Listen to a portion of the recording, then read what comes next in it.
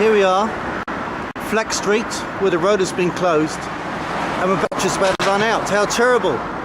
But I'm going to have to explain what these mean, and I will do this well just after the batteries run out and I recharge it. But here is Flax Street Mill, and as I said, this is Crumlin road end.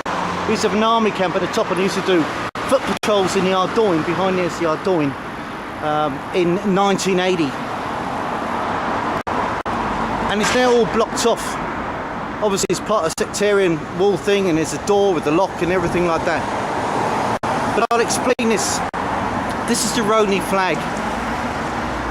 It's a provisional flag. It's what people would want if ever there was to be independence, and it must be, because it's unjust for the Ulster Gaels that they're living under British rule, and it's unjust for the Ulster Scots if there's going to be reunification. So the only answer is going to be independence, but in some way it's got to be sorted out that it could become financially viable, and that may be years and years away. But it's a red hand of Ulster. You've got 3 green stars representing the Ulster Gaels. You've got 2 orange stars representing the Ulster Scots. You've got a blue star recognising their Scottish descendancy. 6 stars, 6 counties of Ulster. The red, white and blue is that there's British heritage for the Ulster Scots.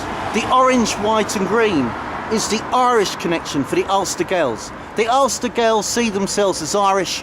The Ulster Scots see themselves as British. Here is a well-known poster here. Resistance, it was originally called, and it's a quote of Bobby Sands, but I've called it Roney stance because I've changed it. Republic of Northern Ireland stance, like a statement.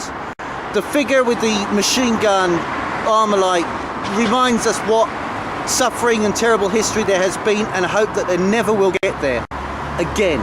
But it says, Bobby Sands says, there can never be peace in Ireland until the foreign oppressive British presence is removed, leaving all the Irish people as a unit to control their own affairs and determine their own destinies as a sovereign people, free in mind and body, separate and distinct physically and culturally and economically.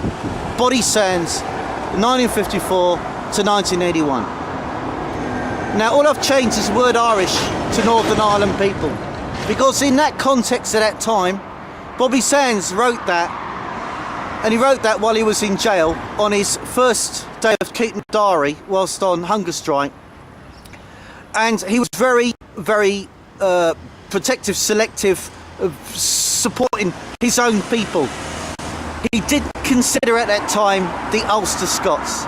You must consider the Ulster Scots because they do not consider themselves as Irish, and they never will do, and that's a fact of life. Just as the Ulster Gaels will never see themselves as British. Never.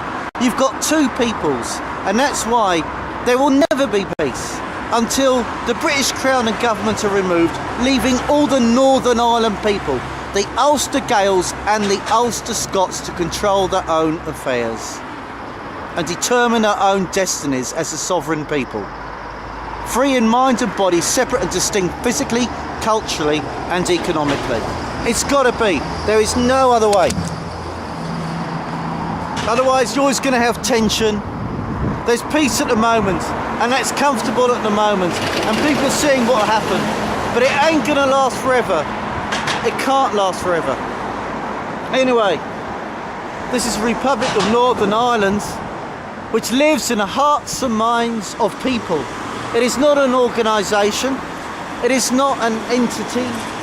It just lives in hearts and minds of people. It's an idea. It's the idea for peace. It's the idea for the future of all peoples of Northern Ireland, because otherwise there is injustice. It is the only just way. If there can be a way of financing Northern Ireland's independence with the help of the world community, with compensation paid by Britain, paid by England, paid by the British government, the Queen and Crown, due to the 842-year involvement in Ireland, causing that suffering, and especially Northern Ireland's causing major pain and suffering, especially the past 400 years, then, you know, that's just, they've got to pay for it. They've got to keep these people all right. They've got to look after them, both peoples. the Ulster Gaels and the Ulster Scots, and they are two separate, distinct peoples. But as the 11-year GFA has shown, has proven, the Good Friday Agreements has shown, they can work together. They can work together. But you can't turn them into what they won't want to be. They will only identify themselves with what they call themselves to be. Oh well, God bless. And I'll talk more on YouTube, on the website, Republic of Northern Ireland, in due course. I'm off to South Ireland now. Southern Ireland. I'm off to Republic of Ireland, that's right. Okay, bye.